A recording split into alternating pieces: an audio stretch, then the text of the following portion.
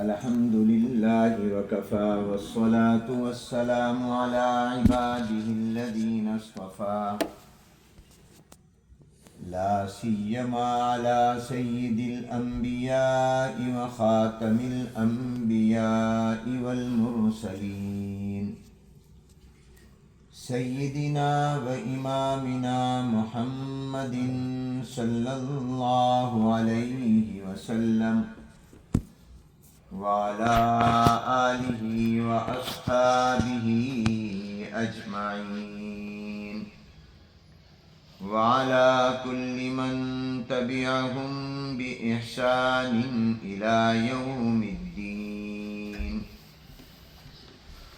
أما بعد فأعوذ بالله من الشيطان الرجيم. بسم الله الرحمن الرحيم. يرفع الله الذين آمنوا منكم والذين أوتوا العلم درجات. وقال الله تبارك وتعالى في مقام آخر: إنما يخشى الله من عباده العلماء. وقال النبي صلى الله عليه وسلم: من يرد الله به خيرا يفقهه في الدين. وقال النبي صلى الله عليه وسلم: من سلك طريقا يلتمس به علما سهل الله له به طريقا إلى الجنة.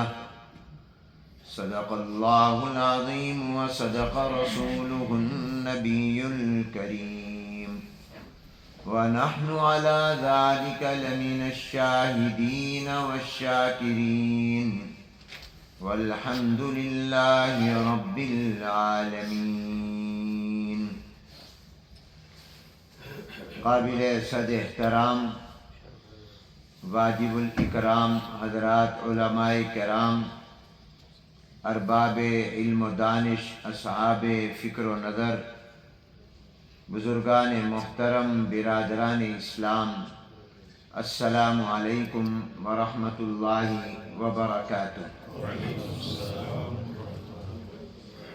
آج بتاریخ 18 شعبان المعظم سن 1447 ہجری مطابق 6 فروری سن 2026 بروز جمعۃ المبارک بعد نماز عشاء دارالعلوم اوسلو ناروے میں آپ علماء کرام سے اور احباب سے ملاقات اور گفتگو میرے لیے باعث سعادت اور باعث شرف ہے۔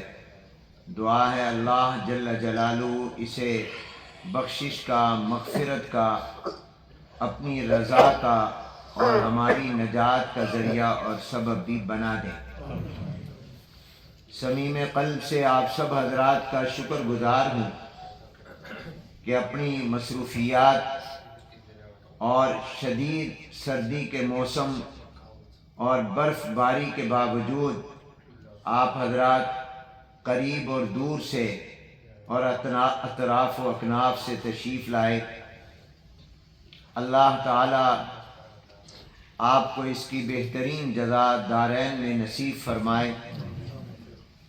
اور شکر گزار ہوں حضرت مولانا قاری بشیر احمد صاحب دامت برکاتہم العالیہ اور اپنے مخلص بھائی اور دوست مولانا طارق عثمان صاحب زادہ اللہ علما وعملا وشرفا، اور ان تمام احباب کا جنہوں نے اس اجتماعی ملاقات کا نظم کیا، آپ حضرات کو دعوت دی اور اس کا اہتمام فرمایا کہ میں اپنے ناروے کے حالیہ 3 دن کے سفر میں آپ حضرات سے اجتماعی طور پر ملاقات کر سکوں اور آپ کی زیارت سے مشرف ہو سکوں۔ علماء کرام تو ہمارے سر کا تاج ہیں، ہم طالب علم ہیں، اور علماء کرام سے کوئی بات اگر عرض کی جائے گی تو وہ تکرار کے درجے میں ہوگی۔ ہمارے مدارس و جامعات میں یہ معمول ہے اور یہ ہمارے نظام تعلیم کا اور ایجوکیشن سسٹم کا حصہ ہے کہ طالب علم وہ آپس میں سبق کا تکرار کرتے ہیں، ایک دوسرے کو اپنا پڑھا ہوا سبق سناتے ہیں۔ تو میری حیثیت اور یہ مقام نہیں ہے کہ میں آپ حضرات کو کوئی بات عرض کروں، تو البتہ اپنے اکابر اور اپنے اساتذہ سے پڑھے ہوئے سبق کا ہم آپس میں تکرار کر لیتے ہیں۔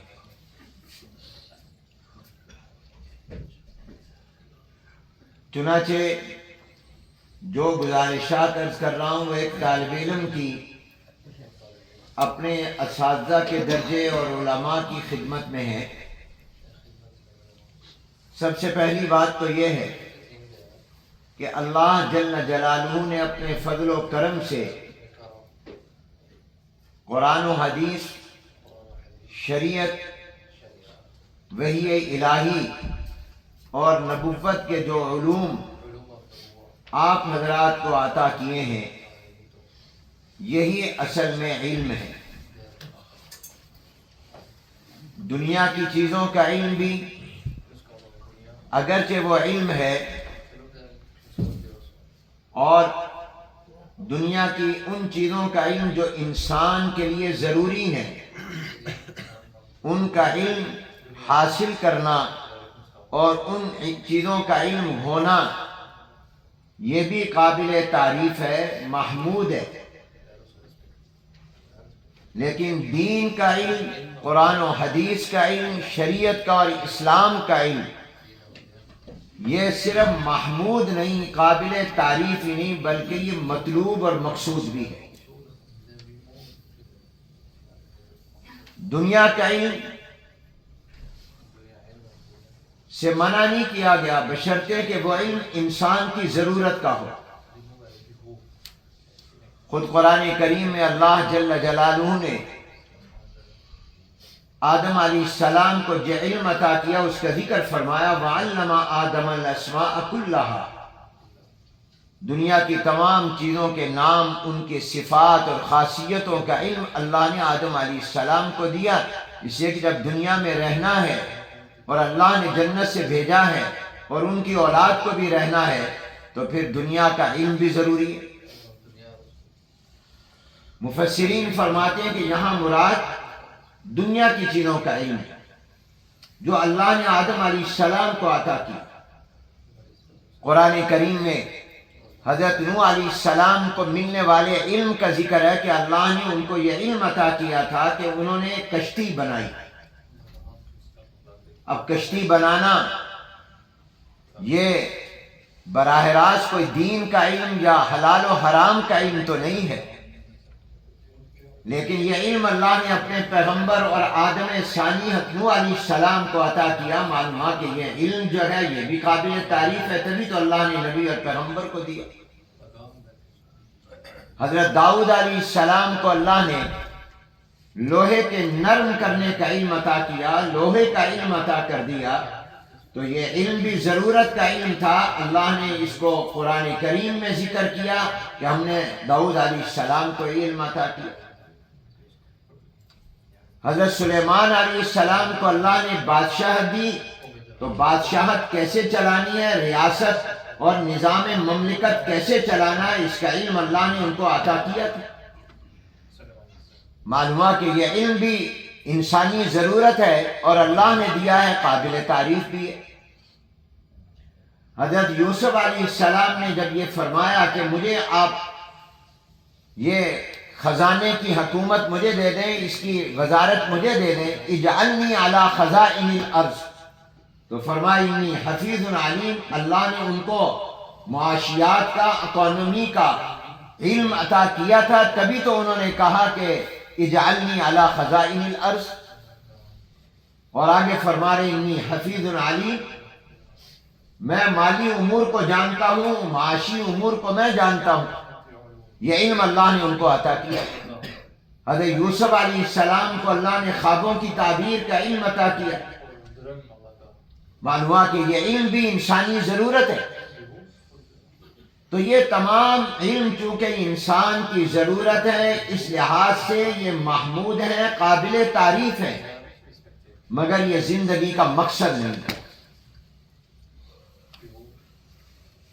یہ مطلوب نہیں ہے، مقصود حیات نہیں ہے، یہ محمود ہے، مقصود نہیں۔ اور حلال کا، حرام کا، جائز کا، ناجائز کا، فرائض و واجبات کا، مرضیات خداوندی، نامرضیات خداوندی کا علم، شریعت کا، دین کا علم، یہ محمود بھی ہے، مطلوب بھی ہے، مقصود بھی ہے۔ یہ انسان کی زندگی کا مقصد ہے۔ اس لیے اللہ جل جلالہ نے سورۃ الرحمن میں الرحمن علم القرآن خلق الانسان، رحمان نے قرآن کی تعلیم دی، قرآن سکھایا، انسان کو پیدا کیا۔ تخلیق انسانی کا ذکر بعد میں کیا ہے، تعلیم قرآن کا ذکر پہلے کیا۔ حالانکہ انسان پیدا پہلے ہوتا ہے، اس کی پیدائش پہلے ہے، اور قرآن کا علم وہ بعد میں حاصل کرتا ہے۔ ہم پیدا پہلے ہوئے، قرآن ہم نے بعد میں پڑھا۔ تو عقل کا تقاضا یہ تھا کہ ترتیب قرآن میں یوں ہوتی ہے، الرحمن خلق الانسان علمہ القرآن، رحمان نے انسان کو بنایا، پیدا کیا، اور پیدا کرنے کے بعد اس کو قرآن کی تعلیم دی۔ لیکن قرآن کریم میں یہ ترتیب نہیں اللہ نے بیان فرمائی، جو خارج میں واقع کے مطابق ہے، نفس الامر میں جیسے ہے، قرآن کے اندر ذکر میں وہ ترتیب نہیں، بلکہ فرمایا الرحمن علم القرآن خلق الانسان، رحمان نے قرآن سکھایا، انسان کو پیدا کیا۔ تخلیق انسانی کا ذکر بعد میں، تعلیم قرآن کا ذکر پہلے، حالانکہ واقع میں تعلیم قرآن بعد میں ہے اور انسان کی پیدائش پہلے ہے۔ ایسا کیوں ہوا؟ بظاہر یہ معلوم ہوتا ہے کہ اللہ جل جلالہ نے تخلیق انسانی کا مقصد پہلے بتا دیا، کیونکہ مقصد کو پہلے بتا دیا جاتا ہے۔ مثال، پاکستان بنا بعد میں، ابھی وجود میں نہیں آئی ریاست پاکستان، مگر پاکستان کیوں بنانا ہے، اس کے مقصد کا اعلان پہلے کر دیا گیا کہ پاکستان کا مطلب کیا، لا الہ الا اللہ محمد رسول اللہ۔ ابھی پاکستان تو بنا نہیں، وجود میں نہیں آیا، مقصد اور مطلب پہلے بتا دیا جائے۔ مسجد بعد میں، اسلامک سینٹر بعد میں، مدرسہ بعد میں، مرکز بعد میں۔ بھی یہ جگہ کیوں لی ہے؟ تو مقصد پہلے بتا دیتے ہیں کہ یہ مسجد کے لیے ہم نے جگہ لینی ہے، مرکز کے لیے لینی ہے، ہم نے دینی تعلیم کے لیے لینی ہے۔ مقصد پہلے بتا دیا جاتا ہے اور پھر وہ چیز بعد میں وجود میں آتی ہے۔ تو اللہ نے مجھے اور آپ کو جو علم عطا کیا ہے، اور یہ میں جو بات کہہ رہا ہوں کہ اللہ نے عطا کیا، اس لیے کہ قرآن میں اللہ کا حکم ہے وَأَمَّا بِنِعْمَةِ رَبِّكَ فَحَدِّثْ، اپنے رب کی نعمت کو بیان کرو، شکر کے طور پر، فخر کے طور پر نہیں، تکبر کے طور پر نہیں، اللہ کے شکر کے طور پر ہم یہ کہتے ہیں کہ اللہ جل جلالہ نے ہمیں اس علم کو حاصل کرنے والا اور اس علم کو حاصل کرنے کی توفیق عطا فرمائی اور اس میں لگایا جو انسانی زندگی کا مقصد ہے، جو قابل تعریف بھی ہے اور مقصد حیات انسانی بھی ہے۔ سائنس کا علم، ٹیکنالوجی کا علم، ریاضی کا علم، اور اسی طرح دیگر عصریات زمانہ کا علم، یہ ہماری ضرورت ہے، یہ ہماری زندگی کا مقصد نہیں ہے۔ ہماری زندگی کا مقصد تو اللہ کو راضی کرنا ہے، اور اللہ کو راضی کیسے کرنا ہے یہ پتہ چلتا ہے قرآن و سنت کے علوم سے، کہ اللہ کن باتوں سے راضی ہوتے ہیں، کن باتوں سے ناراض ہوتے ہیں، یہ سائنس نہیں بتاتی، یہ ریاضی نہیں بتاتی، یہ آج کی ٹیکنالوجی یا پرانے زمانے کی بھی ٹیکنالوجی نہیں بتاتی، یہ جغرافیہ نہیں بتاتا۔ اللہ کن کاموں سے راضی اور کن سے ناراض، کیا اللہ نے حلال کیا حرام قرار دیا، یہ اللہ کی وحی بتاتی ہے، یہ اللہ کا نبی اور پیغمبر بتاتا ہے، یہ قرآن بتاتا ہے، یہ آسمانی تعلیمات بتاتی ہے۔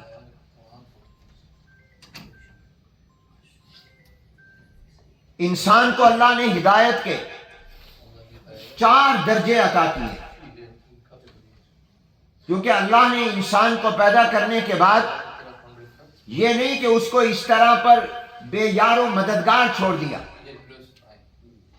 قرآن کریم میں اللہ نے حضور علیہ السلام کو جو بات فرمائی ہے وہ پوری انسانیت کے لیے، وَالضُّحَىٰ وَاللَّيْلِ إِذَا سَجَىٰ مَا وَدَّعَكَ رَبُّكَ وَمَا قَلَىٰ وَلَلْآخِرَةُ خَيْرٌ لَكَ مِنَ الْأُولَىٰ وَلَسَوْفَ يُعْطِيكَ رَبُّكَ فَتَرْضَىٰ أَلَمْ يَجِدْكَ يَتِيمًا فَآوَىٰ وَوَجَدَكَ ضَالًّا فَهَدَىٰ۔ راہ کی تلاش کی کہ مجھے صراط مستقیم ملے، تو اللہ کہتے ہیں وہ ہم نے آپ کو دکھایا۔ جب سرکار دو عالم صلی اللہ علیہ وسلم کے بارے میں اللہ یہ فرما رہے وَوَجَدَكَ ضَالًّا فَهَدَىٰ، تو پھر باقی عام انسان کے بارے میں کیا ہوگا؟ اللہ نے اس کو سب سے پہلی ہدایت اور رہنمائی کے لیے تو عطا کی ہے فطرت۔ جس فطرت پر اللہ نے اس کو پیدا کیا، یہ فطرت بھی انسان کی رہنمائی کرتی، خواہ وہ مسلمان ہو یا نان مسلم ہو، وہ پیدائش سے ہی کچھ ہدایت اور رہنمائی لے کر آتا ہے، جس کو فطری ہدایت کہتے ہیں۔ مثال، پیدا ہونے والا بچی وہ پیدا ہوتے ہی یہ رہنمائی لے کر ماں کے پیٹ سے آتے ہیں کہ ہم نے اپنی خوراک کو ماں کی چھاتی سے کس طرح حاصل کرنا ہے، ہم نے دودھ کو کیسے پینا اور چوسنا ہے۔ یہ وہ فطری ہدایت ہے جو اللہ تعالیٰ انسان کو دے دیتے ہیں، اور یہ انسان کو نہیں، جانوروں کے بچوں کو بھی اللہ دیتے ہیں۔ چنانچہ جانور کا بچہ پیدا ہوتے ہی اڑنے لگ جاتا ہے، اور وہ اڑتے ہی اس کو یہ کس نے سکھایا کہ تو نے اڑ کر اپنی روزی کو حاصل کرنا ہے، تو نے مختلف درختوں پر جانا ہے، مختلف زمینوں پر جانا ہے، وہاں سے دانہ چگنا ہے۔ یہ وہ فطری ہدایت ہے جو اللہ تعالیٰ انسان کو دنیا میں دے کر بھیجتے ہیں تاکہ یہ بے یار و مددگار نہ رہے۔ مجھے اور آپ کو اللہ نے ماں کے پیٹ میں یہ سکھا دیا کہ تم نے کیسے غذا لینی ہے۔ اس غذا کو حاصل کرنے کے لیے اللہ نے ہمیں دودھ کو لینے کا اور چوسنے کا طریقہ ماں کے پیٹ میں سکھا دیا۔ یہ فطری ہدایت ہے جو اللہ نے ہمیں عطا کی۔ ماں کے پیٹ میں اللہ نے ہمیں رونا سکھا دیا کہ بھوک اور پیاس لگے گی، سر میں پیٹ میں درد ہوگا، بخار ہوگا، تم بول تو سکتے نہیں، زبان سے سمجھا تو سکتے نہیں، اور پیدا ہوتے ہی تم نہ لکھ سکتے ہو نہ بول سکو گے، تم رونے لگ جانا۔ جب تم روو گے تمہاری ماں بھی دوڑتی آئے گی، تمہارا باپ بھی دوڑتا آئے گا، ماں سینے سے لگائے گی، فوراً تمہیں دودھ پلائے گی، تمہارے بھوک اور پیاس کا انتظام ہو جائے گا۔ اور درد ہوگا تو ڈاکٹر کے پاس لے جایا جائے گا، وہ کہیں کبھی تیرا سینہ دبائے گا، کہیں پیٹ دبائے گا، جہاں درد ہوگا تو نے رونے لگ جانا، تو اس کو پتہ چل جائے گا تیرے اس حصے میں درد ہے، وہ تیرا علاج کرے۔ یہ وہ فطری ہدایت ہے جو اللہ نے انسان کو دی۔ اب اس سے اوپر کا درجہ جو اللہ نے انسان کو رہنمائی کے لیے اس دنیا میں عطا کیا وہ ہے حواس خمسہ، کہ اللہ نے جب اس کو تھوڑا بڑا کیا، یہ بلوغ اور شعور کی عمر میں پہنچا، تو اس سے پہلے اللہ نے یہ نعمتیں تو دے دی تھی، مگر اس کے ذریعہ اب اس کو علم بھی حاصل ہونے لگ گیا۔ اللہ نے اس کو دیکھنے کے لیے آنکھ عطا کی تھی، اللہ نے سننے کے لیے کان عطا کیے تھے، اللہ نے اس کو چکھنے کے لیے زبان عطا کر دی تھی، اور اللہ نے سونگھنے کے لیے اس کو ناک اور قوت شامہ عطا کر دی تھی، اور اللہ نے اس کو پکڑنے کے لیے ہاتھ عطا کر دیے تھے، اور چلنے کے لیے پاؤں عطا کر دیے تھے۔ چنانچہ بہت سی چیزوں کو کی رہنمائی اور ہدایت انسان کو آنکھوں کے ذریعے حاصل ہوئی، کہ آنکھ کے ذریعے اس کو پتہ چلا کہ اس کی شکل کیا ہے، اس کی صورت کیا ہے، یہ رنگ کون سا ہے، یہ عمارت کتنی منزلہ ہے، یہ کیا لکھا ہوا ہے، اور اللہ نے بہت سی چیزوں کا علم اس کو کانوں کے ذریعے کہ سن کر یہ رہنمائی حاصل کر رہا ہے، بہت سی چیزوں کا چکھ کر حاصل کر رہا ہے، یہ میٹھی ہے یا کڑوی ہے، بہت سی چیزوں کو ہاتھ لگا کر علم حاصل کر رہا ہے، سخت ہے یہ نرم ہے، یہ ریشم ہے یا کوئی اور چیز ہے، اور بہت سی چیزوں کا علم جو ہے وہ اپنے ناک کے ذریعے سونگھ کر یہ بدبودار ہے یا خوشبودار ہے، یہ گلاب کا عطر ہے یا یہ جناب کستوری کا عطر ہے، یہ اللہ نے انسان کو ہدایت اور علم اور رہنمائی کے لیے کہ دنیا میں اس نے رہنا تھا، تو اللہ نے دوسری اس کی ہدایت کا انتظام یہ کیا کہ اللہ نے حواس خمسہ کے ذریعے اس کو علم عطا کر دیا۔ اور تیسری ہدایت اللہ نے انسان کو جو اس کی ضرورت کے طور پر عطا کر دی، وہ پھر ان حواس خمسہ سے اگلی چیز اللہ نے دی، اور وہ کیا ہے؟ فطری ہدایت، پیدائشی ہدایت سے اوپر کا درجہ حواس خمسہ کی ہدایت اور رہنمائی اور علم کا ہے۔ پھر اس سے آگے بھی جہاں آنکھ نہیں جاتی، جہاں کانوں کی سماعت جواب دے جاتی ہے، جہاں انسانوں کے سونگنے کی قوت کام نہیں کرتی، چکھنے کی قوت کام نہیں کرتی، ہاتھ سے پکڑنے، چھو کر علم حاصل کرنے کی طاقت کام نہیں کرتی، وہاں اللہ نے اس کو عقل اور دماغ، غور و فکر کے لیے عطا کر دیا۔ بلند و بالا عمارت دیکھی ہے، اب اس بلند و بالا عمارت کا کوئی آرکیٹیکٹ ہوگا، کوئی اس کا انجینئر ہوگا، کوئی اس میں ہیوی مشینری ہوگی، اور کوئی لفٹیں ہوں گی جس میں بڑے بڑے بھاری پتھر اٹھا کر اوپر رکھے ہوں گے۔ یہ انسان کو جو رہنمائی اور ہدایت مل رہی ہے اور جو معمار تک اس کا ذہن جا رہا ہے، اس کے انجینئر اور آرکیٹیکٹ کی طرف جا رہا ہے، یہ آنکھ نہیں لے جا رہی، یہ اس کے ہاتھ اور پاؤں اور زبان اور اس کے کان اور ناک نہیں لے کر جا رہے، یہ اس کی عقل اور دماغ ہے، جہاں پر ان کی پرواز ختم ہو جاتی ہے، عقل کی پرواز شروع ہو جاتی ہے۔ لیکن یہ بھی محدود ہے، فطری ہدایت بھی محدود ہے، اور اس کے بعد حواس خمسہ ان کی پرواز بھی محدود ہے، اس کی بھی لیمٹ ہے، اور عقل کی بھی ایک لیمٹ ہے۔ اس سے آگے اللہ نے انسان کو ہدایت کے لیے اس سے بھی اعلیٰ اور سب سے اعلیٰ چیز عطا کی، وہ اللہ نے اپنا میسج اور وحی عطا کر، کہ جہاں عقل کی انتہا ہے وہاں اللہ کی وحی کی ابتدا ہو جاتی ہے۔ اب حلال کیا ہے، حرام کیا ہے، یہ عقل نہیں بتا سکتی، یہ انسانی آنکھ نہیں بتا سکتی، یہ انسان کا دماغ نہیں فیصلہ کر سکتا، یہ انسان کے کان اور اس کی زبان فیصلہ نہیں کر سکتی۔ کیا حلال ہے کیا حرام ہے، یہ اللہ کا اختیار ہے، اللہ بتائیں گے یہ حلال ہے یہ حرام ہے، اور اللہ کا یہ علم نبی کے ذریعے ہم تک پہنچے، وحی کے ذریعے پہنچے۔ یہ ہدایت کا سب سے اعلیٰ درجہ ہے۔ یوں بھی سمجھ لیجئے، دنیا کی چیزوں کا ادراک اور علم تو مجھے عقل کے ذریعے، حواس خمسہ کے ذریعے، کچھ چیزوں کا پیدائشی اور فطری ہدایت کے ذریعے ہو سکتا ہے، لیکن مرنے کے بعد کیا ہوگا، قبر میں کیا ہوگا، یہ عقل نہیں بتا سکتی۔ قبر میں کیا سوالات ہوں گے، کیا عالم برزخ میں حالات پیش آئیں گے، اور عالم برزخ کے بعد عالم آخرت میں کیا ہوگا، جنت کیا ہے، جہنم کیا ہے، اور وزن اعمال کیا ہے، میزان عدل کیا ہے، یہ تمام چیزیں مجھے ہمیں اور آپ کو ہماری عقل نہیں بتا سکتی، یہ اللہ کی وحی بتائے گی۔ تو جہاں عقل ختم ہو جاتی ہے وہاں سے وحی کا آغاز ہو جاتا ہے۔ یہ تمام چیزیں محدود ہیں، اور وحی الہی غیر محدود۔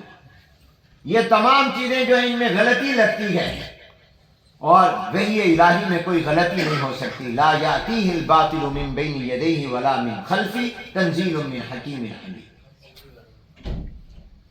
تو میں یہ عرض کر رہا تھا کہ ہم اللہ کی نعمت کا شکر ادا کرتے ہیں کہ اللہ نے ہمیں قرآن کا، دین کا، شریعت کا، وحی کا کچھ تھوڑا سا علم عطا کر دیا۔ پورا تو نہیں ملا لیکن کچھ نہ کچھ علم مل گیا۔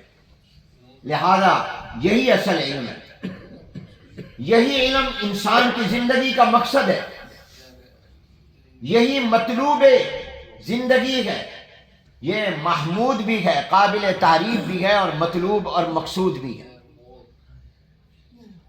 میں کہا کرتا ہوں کہ سکول اور کالج اور یونیورسٹی کے علم سے انکار نہیں، وہ بھی مسلمان حاصل کریں، بلکہ جب تک مسلمان ان علوم کے بھی ماہر اور امام تھے تو دنیا ان کی غلام تھی. جب سے مسلمان نے اس علم سے رشتہ توڑا مسلمان غلام بن گیا اور غیر مسلم ہمارا حکمران بن گیا.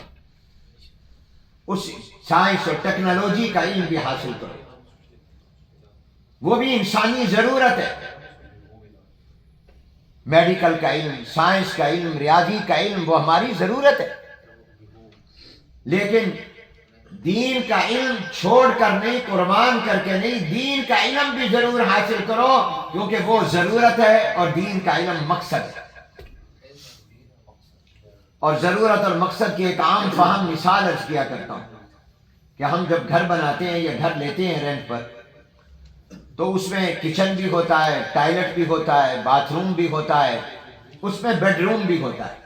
اگر پوچھا جائے کہ آپ نے یہ گھر کیوں بنایا، یہ مکان کیوں لیا، یہ محل، یہ فارم ہاؤس کیوں بنایا، تو کوئی یہ نہیں کہے گا کچن کے لیے، کوئی یہ نہیں کہے گا ٹائلٹ اور باتھ روم کے لیے، بلکہ کہے گا میں نے اپنے آرام کے لیے یہ میں نے گھر لیا ہے. اور مقصود گھر لینے سے بیڈ روم ہوتا ہے جہاں مجھے سکون اور آرام ملے.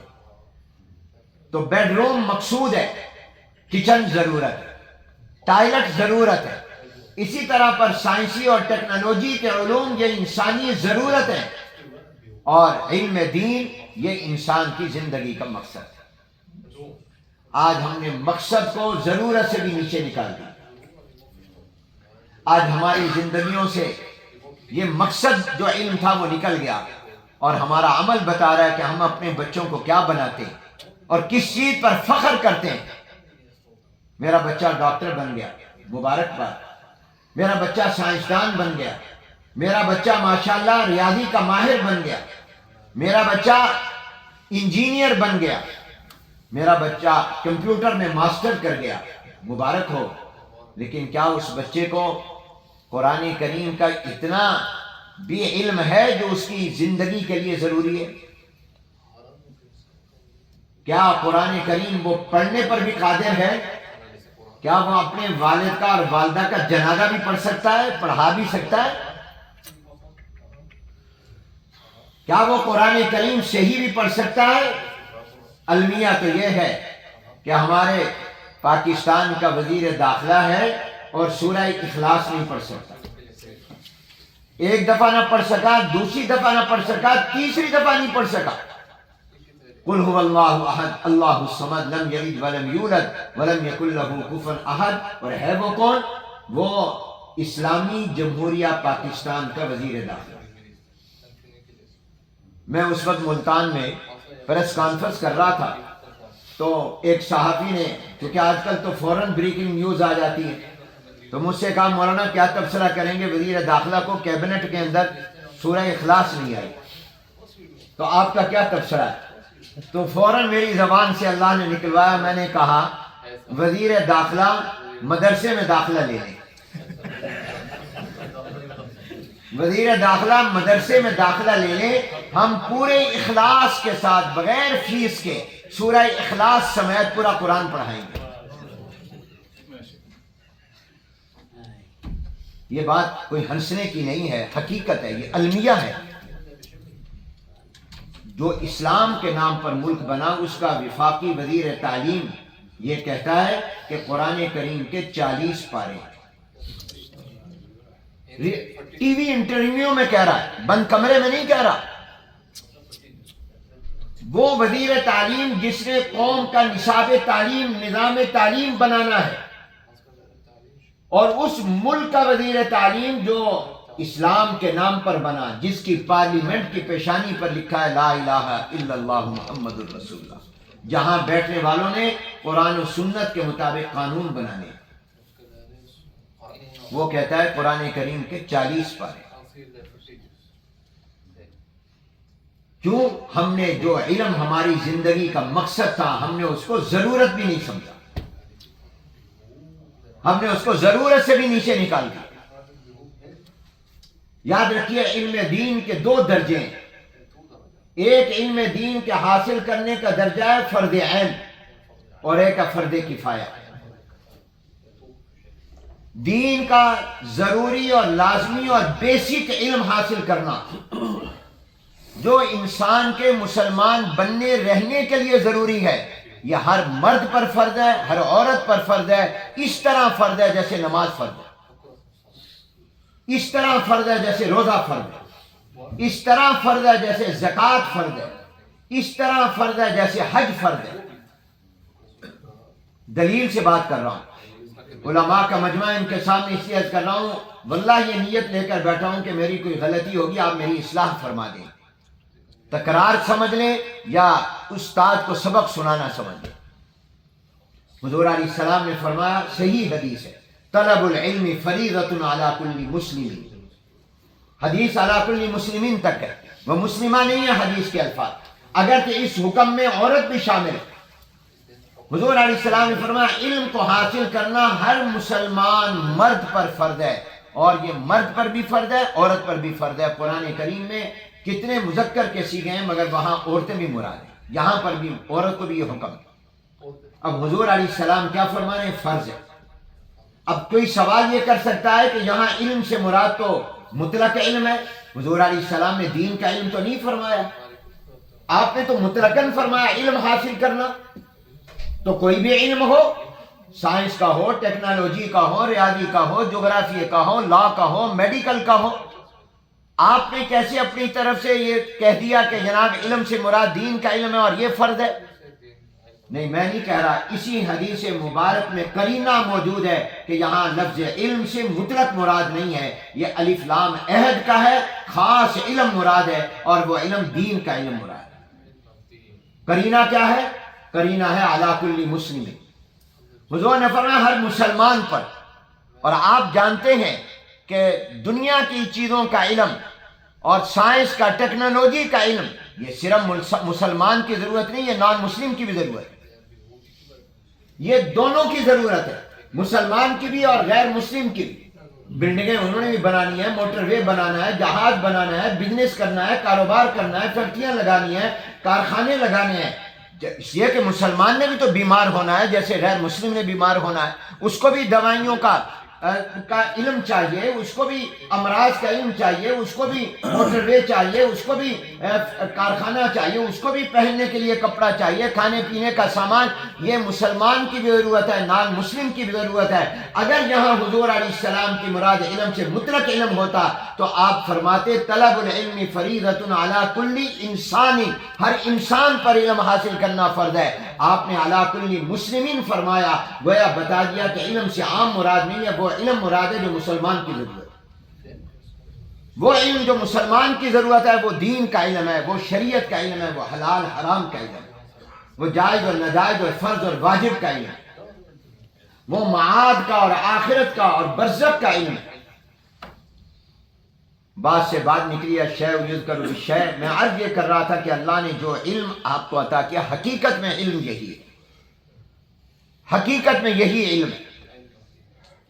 علامہ حافظ ابن عبد البر رحمۃ اللہ علیہ فرماتے ہیں، اور وہ جناب نبی یہ خود نہیں فرماتے، حضور علیہ السلام کی حدیث نقل کرتے ہیں، حضور علیہ السلام نے فرمایا العلم ثلاثۃ فما سوا ذلک فهو فضل، علم تین ہے، اس کے علاوہ، ان تین کے علاوہ جس چیز کا بھی علم ہے وہ ایک زائد چیز ہے، مل جائے تو اچھی بات ہے، نہ ملے تو کوئی بری بات نہیں۔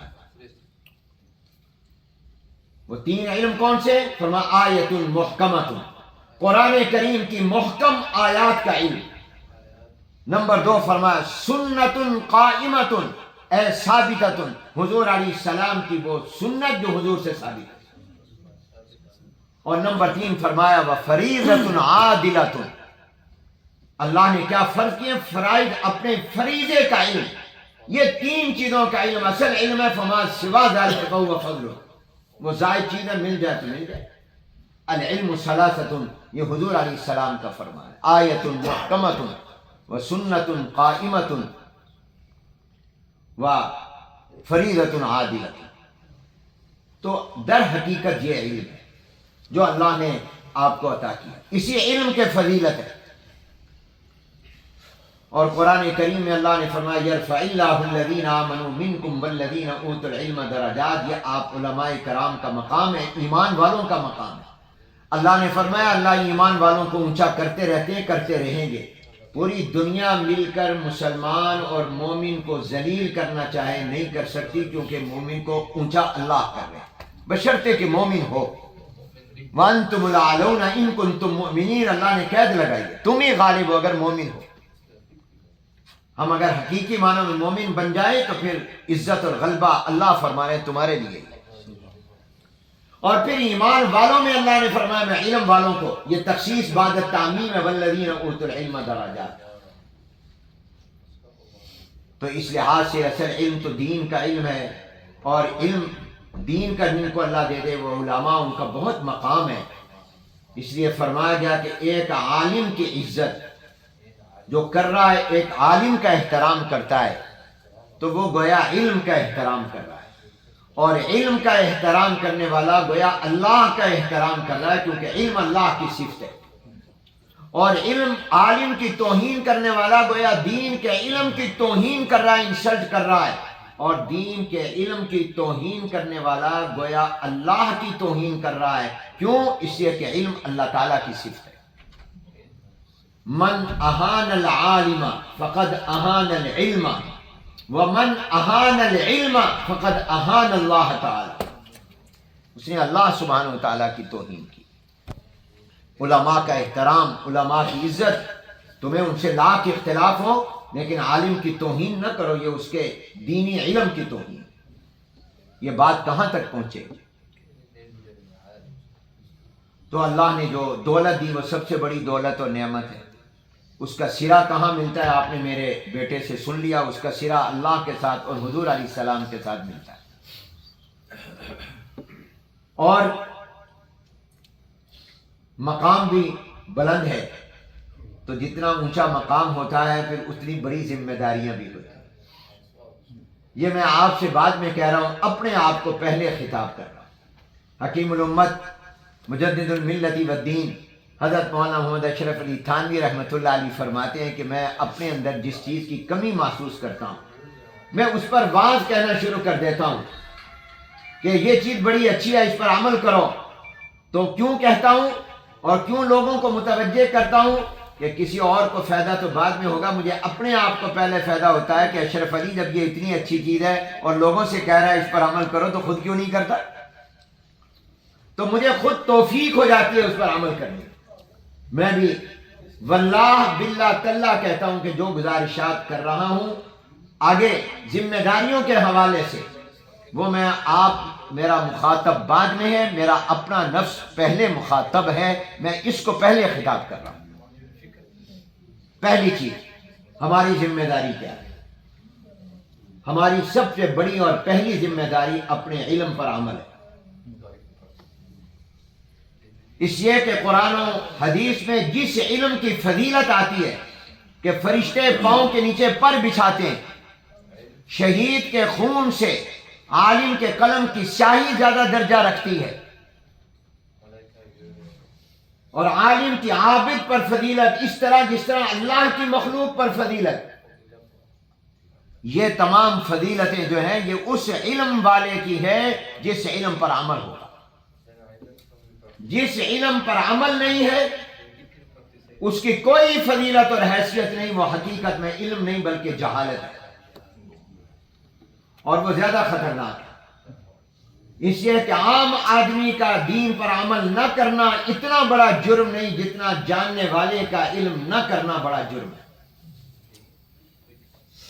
چند دن پہلے ہم حضرت تھانوی ہمارے اکابر کیا تھے، اور میں درخواست کرتا ہوں یہ بات میں نہیں کہتا، میرے شیخ و مربی شیخ العربی والعجم شیخ الاسلام حضرت مولانا مفتی محمد تقی عثمانی صاحب دامت برکاتہ العالیہ فرماتے ہیں اپنے اکابر اور بزرگوں کی سوانح اور ان کی زندگیوں کا مطالعہ کیا کرو۔ شیخ الحدیث حضرت مولانا زکریہ رحمۃ اللہ علیہ کی آپ بیتی پڑھو،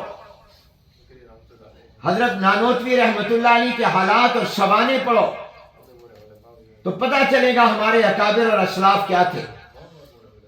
مولانا طارق عثمان نے جو فرمایا کہ گمراہ فرقوں کی سب سے بڑی کوشش ہوتی ہے اسلاف سے کاٹ دینا، اور چلتے ہیں صحابہ سے کاٹ دو، تابعین سے کاٹ دو، تبع تابعین سے کاٹ دو، اور اللہ نے قرآن کریم میں صراط مستقیم صراط قرآن کو نہیں کہا، یہ نہیں فرمایا صراط سننا یہ صراط مستقیم ہے، نہیں، سلف کا ذکر کیا، صراط الذین انعمت علیہم غیر المغضوب علیہم ولا الضالین، ان کے راستوں پر چلو، اسلاف کے راستوں پر چلو۔ تو سلف صالحین کے ساتھ رشتہ جوڑو، تب تمہارا ایمان محفوظ رہے گا، اور یہی صراط مستقیم ہے۔ تو سلف صالحین کی زندگیاں پڑھنی چاہیے، صحابہ کی زندگی کیا تھی، تابعین کی کیا تھی، فقہا مجتہدین کی کیا تھی، محدثین کی زندگیاں کیا تھیں، صلحاء اکابر اولیاء کی زندگیاں کیا تھیں، اپنی اولاد کو بتائیں، اس سے انسان میں ایک جذبہ پیدا ہوتا ہے۔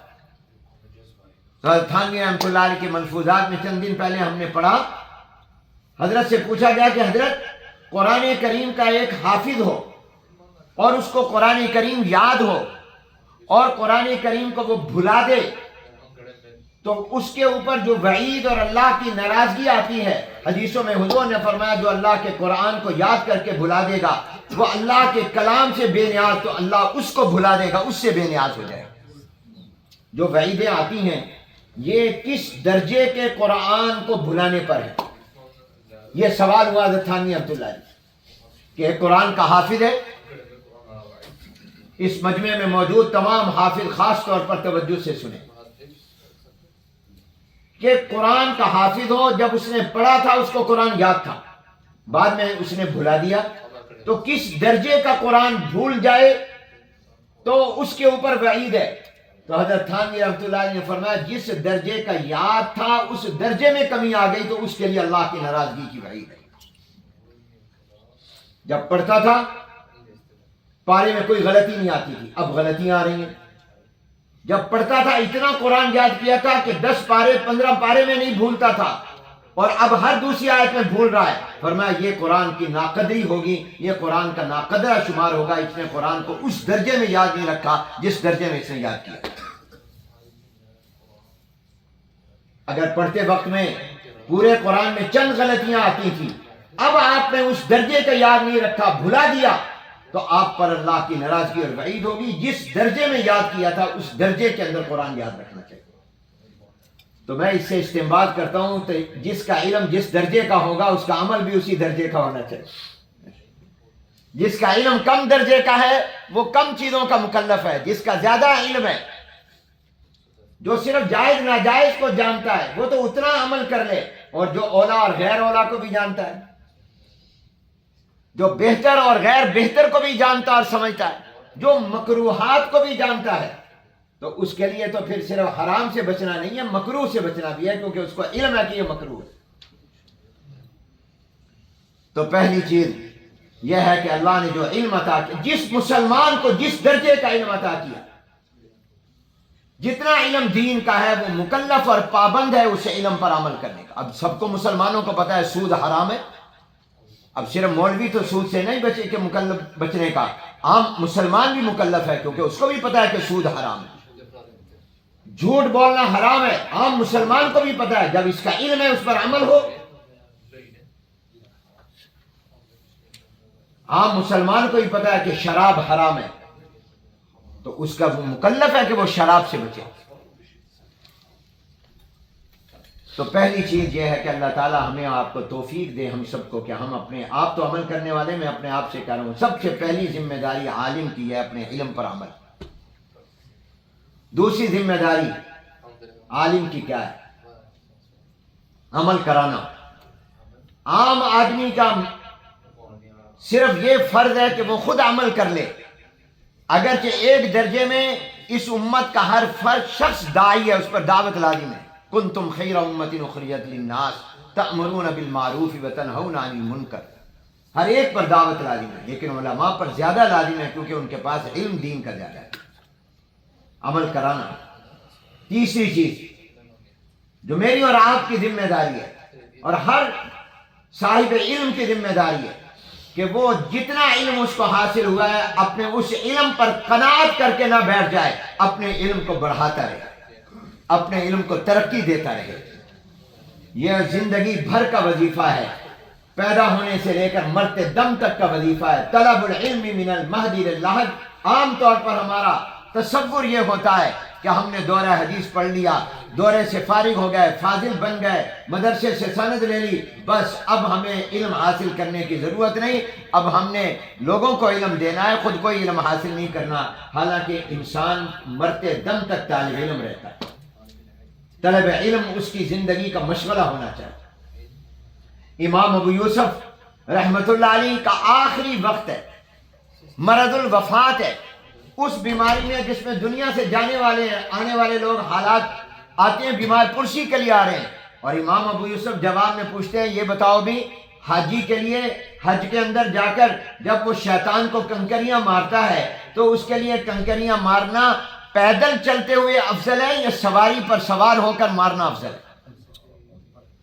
یہ شیطان کو کنکریاں مارنا ماشین افضل ہے یا راکبن افضل ہے؟ یہ کس وقت پوچھ رہے ہیں؟ جب حالت نزع میں ہے اور روح پرواز کرنے والی ہے، کہ اس وقت میں ایک صاحب سے بیمار پرسی اعتماد داری کرنے والے سے پوچھتے ہیں بتاؤ شیطان کو پتھر اور کنکریاں مارنا ماشین افضل ہے، پیدل چلتے ہوئے، واک کرتے ہوئے، یا سواری پر سوار؟ کیونکہ حضور علیہ السلام اونٹ پر سوار تھے جب آپ نے کنکریاں ماری تھی، تو کیسے افضل ہے؟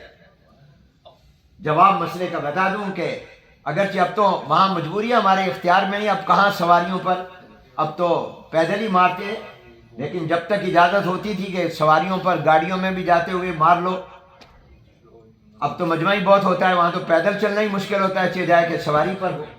جس رمی کے بعد رمی ہو اس کو تو آپ ماشین کریں، اور جس کے بعد آپ نے چلے جانا ہے آخری شیطان کو جو مارنا ہے تو پھر راکبن کریں تاکہ آگے چلے جائیں۔ یہ امام صاحب رحمۃ اللہ علیہ کے یہاں۔ لیکن آپ دیکھیے کہ یہ سوال امام ابو یوسف کس وقت کر رہے ہیں؟ جب آخری وقت ہے۔ جب یہ سوال کیا مجلس میں موجود کسی نے جواب دیا ہوگا، جواب دیا، وہ کہتا ہے میں جواب دے کر حال پوچھ کر امام اس کا دروازے سے باہر نکلا تو اندر سے رونے کی آوازیں آنے لگیں، میں واپس گیا، انہوں نے کہا امام ابو یوسف فوت ہو گئے۔ یہ حال ہے۔ حضرت علامہ انور شاہ کشمیری رحمۃ اللہ علیہ، دارالعلوم دیوبند میں خبر پھیل گئی کہ حضرت کا انتقال ہو گیا، طلبہ بھاگے گھر کی طرف، حضرت اپنی بیٹھک میں رات کے اندھیرے میں آخری پہر تہجد کے وقت میں چراغ جلا کر، یہ لائٹ نہیں ہوتی، چراغ جلا کر جھک کر کتاب دیکھ رہے۔ حضرت علامہ شبیر احمد عثمانی رحمۃ اللہ علیہ وہ اگرچہ شاگرد نہیں تھے لیکن وہ حضرت کو اپنا استاد کے درجے میں سمجھتے، بعض کہتے ہیں شاگرد بھی تھے، تو انہوں نے کہا حضرت اس وقت میں زندگی کا آخری حصہ ہے، بڑھاپا ہے، امراض نے گھیرا ہوا ہے، اب بھی آپ کتاب؟ تو فرمانے لگے کہ بھئی یہ بھی مجھے ایک بیماری لگی ہوئی ہے، کیا کروں؟ یہ وہ علامہ انور شاہ کشمیری رحمۃ اللہ علیہ جو چلتا پھرتا کتب خانہ تھا، جن کے حافظے کا یہ عالم تھا کہ ایک مرتبہ کوئی کتاب دیکھ لی تو زندگی بھر بھولے نہیں۔ مصر ایجپٹ تشریف لے گئے، واپس آئے، بہت عرصے کے بعد کسی نے کوئی مسئلہ پوچھا، فرمایا اس کا جواب یہ ہے۔ حضرت کہاں سے پڑھا آپ نے؟ کہا یہ میں کئی سال پہلے مصر ایجپٹ گیا تھا، وہاں پر میں نے قاہرہ میں فلاں کتب خانے میں فلاں کتاب کے فلاں صفحے پر یہ بات پڑھی تھی۔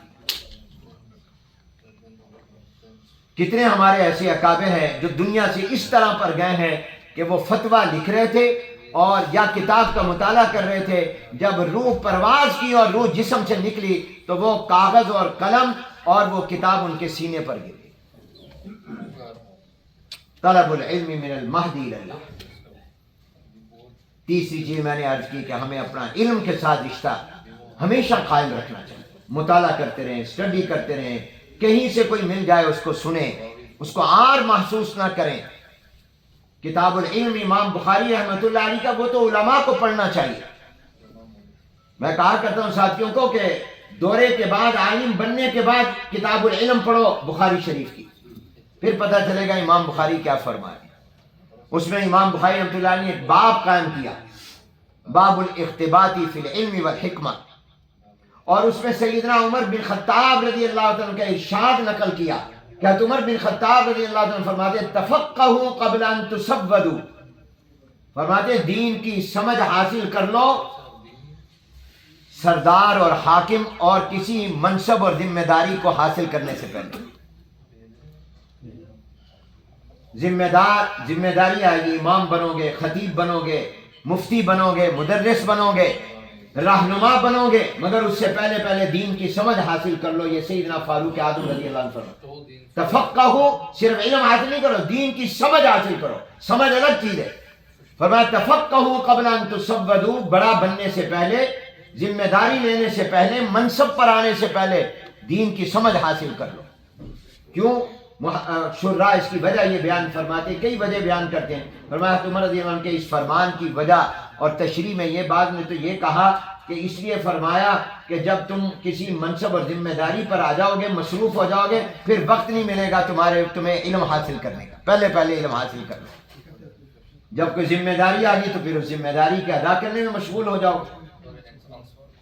اور دوسری وجہ بعض حضرات نے شرح نے یہ بیان فرمایا اہل علم نے کہ تم اس لیے پہلے علم حاصل کر لو تاکہ جو ذمہ داری تم پر آئے گی تم اس ذمہ داری سے انصاف کر سکو۔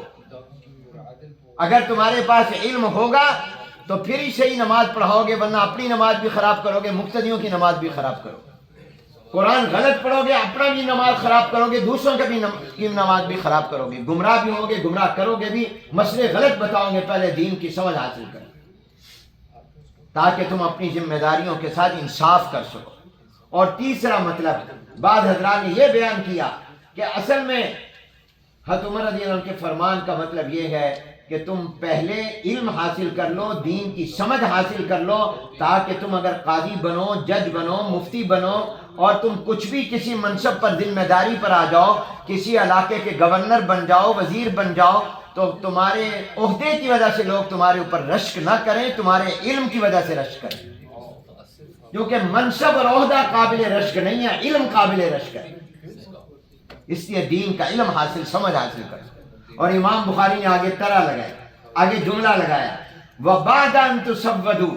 امام بخاری کہتے ہیں تو عمر کے فرمان کا کوئی مطلب غلط نہ سمجھ لے کہ منصب اور ذمہ داری سے پہلے علم حاصل کرو، بعد میں چھٹی نہیں، فرمایا بعد میں بھی علم حاصل کرتے رہو۔ اس کا مفہوم مخالف مراد نہیں ہے، یہ تو اولا درجہ انہوں نے بیان کیا کہ بہتر یہ ہے کہ پہلے حاصل کر لو، امام بننے سے پہلے، خطیب بننے سے پہلے، محتمم بننے سے پہلے، مدرس بننے سے پہلے، امیر بننے سے پہلے حاصل کر لو، لیکن بعد میں چھوڑ دو نہیں، بعد میں بھی حاصل کرتے رہو، کیونکہ یہ تو زندگی بھر کا وظیفہ ہے۔ وَبَعْدَ أَن تُسَوَّدُوا،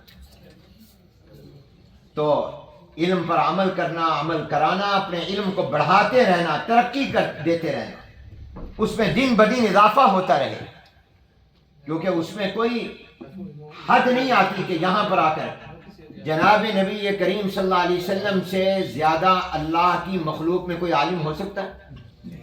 سب سے بڑے عالم اللہ کی پوری کائنات میں جناب نبی کریم صلی اللہ علیہ وسلم، مگر اللہ تعالیٰ حضور کو بھی یہ دعا سکھا رہے ہیں قرآن میں، میرے محبوب یہ دعا کیجئے ربی زدنی علما، اے اللہ میرے علم میں اضافہ فرما۔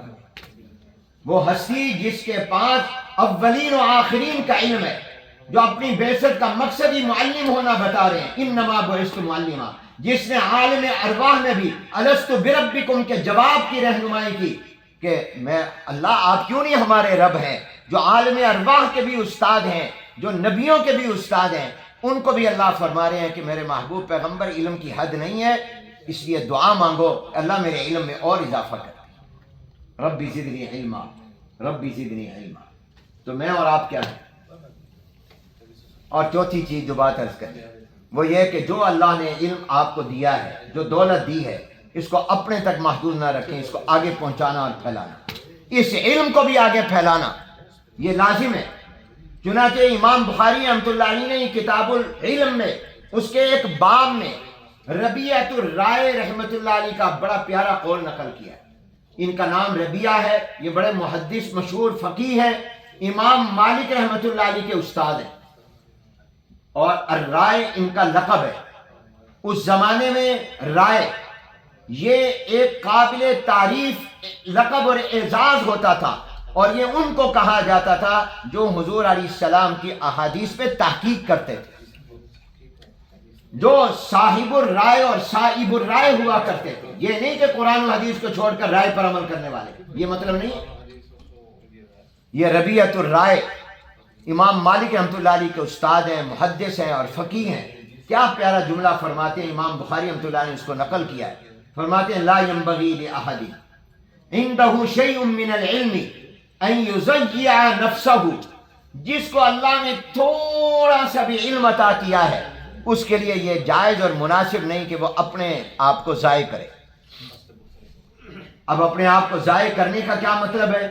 اس کے کئی مطلب علماء نے بیان کیا. ایک مطلب یہ بیان کیا ہے، اور سارے ہی مطلب مراد ہو سکتے ہیں، غلط کوئی بھی نہیں. بعض نے کہا کہ اس کی مراد یہ ہے کہ ربیعۃ الرائے یہ فرمانا چاہتے ہیں کہ اپنے علم پر عمل نہ کر کے اپنے علم کو ضائع نہ کرو. اگر علم پر عمل نہیں کیا تو گویا اپنے علم کو ضائع کر دیا. نمبر 2، بعض نے کہا اس کا مطلب یہ ہے کہ اپنے علم کو آگے پہنچاؤ، اس لیے کہ اگر تم نے اس علم کو اپنے تک بند رکھا اور آگے نہ پہنچایا گویا تم نے علم کو ضائع کر دیا. اس لیے کہ جب تم مرو گے تو تمہارا علم بھی تمہارے ساتھ دفن ہو جائے گا، اس طرح علم ختم ہو جائے گا. چنانچہ امام بخاری نے تو ثابت کیا کہ اگر عالم علم کو آگے نہیں پہنچائے گا تو ایک وقت آئے گا جہالت ہی جہالت ہوگی، علم ختم ہو جائے گا. جیسے طب یونانی ختم ہوگی. حکیم اپنے سینوں میں نسخے رکھتے تھے اور وہ نسخے کسی کو بتاتے نہیں تھے، وہ اس کے اوپر سانپ بن کر بیٹھ جاتے. اور کتنے بڑے بڑے ماہر حکیم گزرے ہیں، نبض دیکھ کر بتا دیتے تھے کہ تمہیں کیا بیماری ہے. مگر آج وہ حکمت اور طب یونانی، یونان کا یہ طب ختم ہو گیا. کیوں؟ حکیموں نے وہ علم اپنے تک رکھا اور آگے نہیں دیا، کوئی شاگرد نہیں بنائے، کسی کو نسخے بتائے نہیں ہیں. نتیجہ یہ ہوا کہ جب وہ مرے تو ان کا علم بھی ان کے ساتھ قبر میں چلا گیا. اس لیے طب یونانی ختم ہو گئی. اور ایک واقعہ میں نے پڑھا تھا بخاری شریف کی ایک شرح میں، ایک عالم نے لکھا تھا کہ ایک شخص جو تھا وہ بڑا حکیم اور طبیب تھا اور بڑے اچھے اچھے نسخے بتاتا تھا، اور ایسے نسخے بتاتا تھا کہ لوگ استعمال کرتے، بیماریاں دور ہو جاتی، شفا ہو جاتی اکثر کو. تو اس سے کوئی پوچھتا کہ یہ نسخہ آپ نے کہاں سے لیا ہے؟ تو وہ کہتا رسالہ قبریہ سے. کہ یہ رسالہ قبریہ کیا بلا ہے؟ اس نے کہا کہ میں ایک حکیم کے دواخانے میں کام کرتا تھا اور وہ حکیم بڑا پائے کا تھا، بڑا اونچے درجے کا طبیب تھا، بڑا ماہر تھا. اس کے پاس بڑے نسخے تھے مگر وہ بتاتا نہیں تھا، بڑا بخیل تھا. اور اس نے اپنے وہ نسخے اپنی ایک کاپی میں رکھ کر تالے میں لگا کر رکھے ہوئے تھے، اور وہ الماری کی چابی بھی کسی کو نہیں دیتا تھا، بدلتا بھی رہتا تھا کہ کسی کو پتہ نہ چل جائے. میری دکان چلتی رہے. کنجوس تھا، علم میں بخیل تھا. تو مجھے پتا تھا. کہتے ہیں اس نے اتنا بخل کیا کہ جب مرنے لگا تو اس نے وصیت کی کہ میرا یہ رسالہ جس میں میں نے بیماریاں اور ان کے علاج لکھے ہوئے ہیں یہ میرے ساتھ قبر میں رکھ دینا. کہتے ہیں وہ قبر میں رکھ دیا گیا.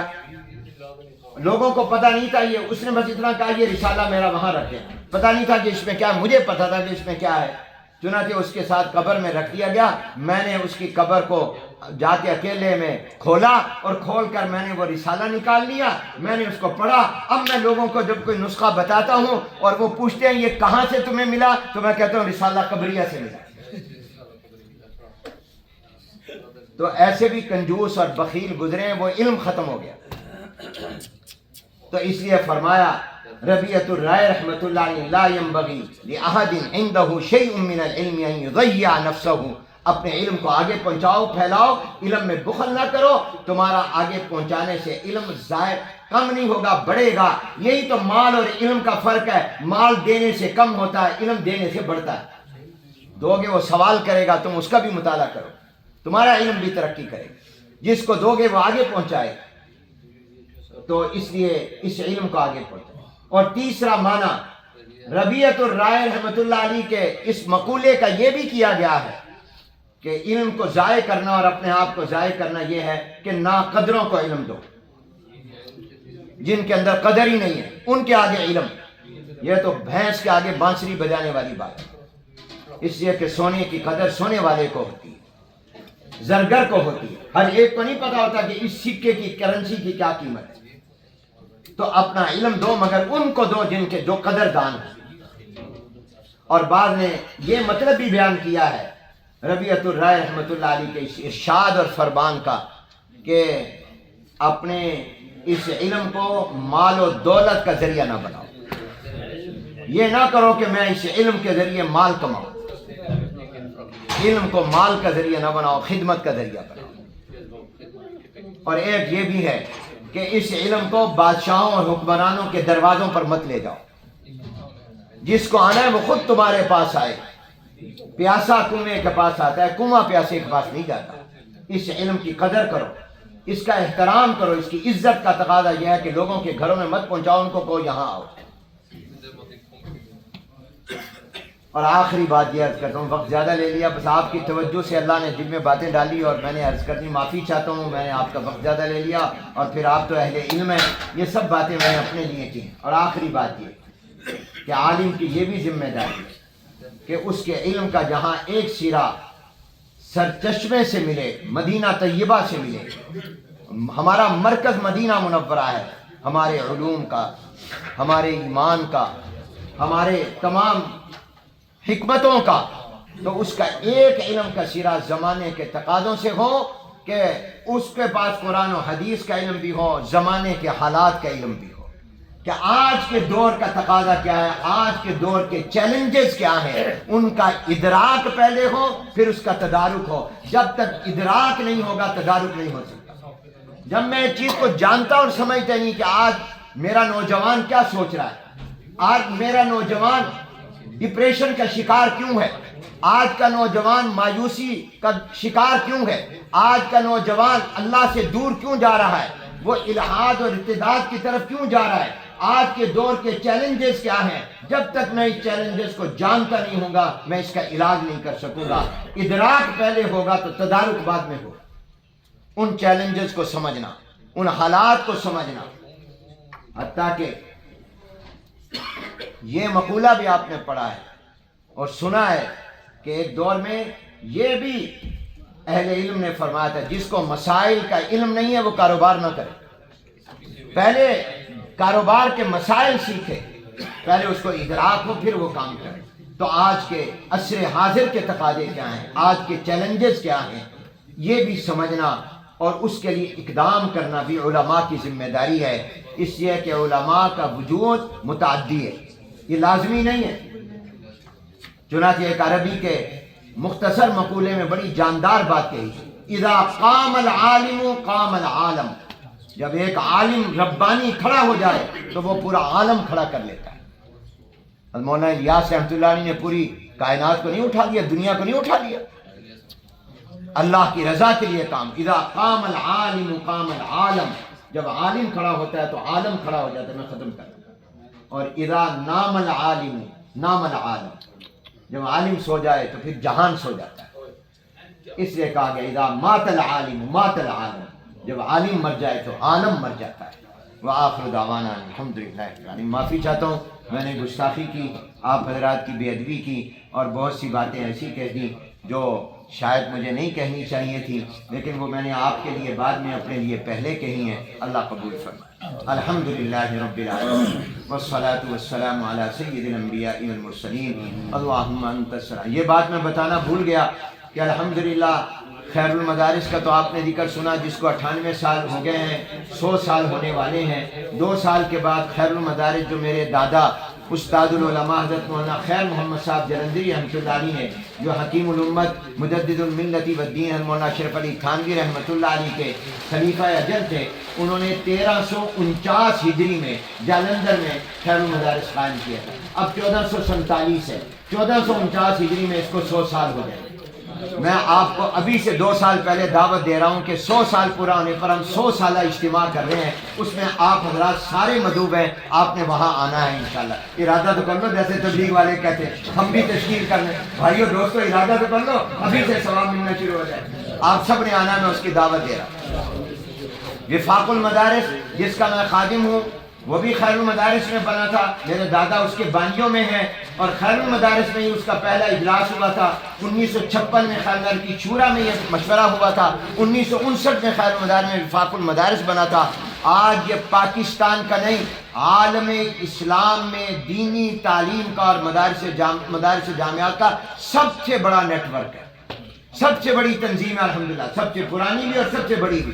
اس پر اس وفاق میں 27,000 مدارس ہیں، 3 ملین طلبہ اور طالبات ہیں، 30 لاکھ طلبہ اور طالبات ہمارے نیٹ ورک میں ہیں جن کا پورا ڈیٹا ہمارے پاس موجود ہے۔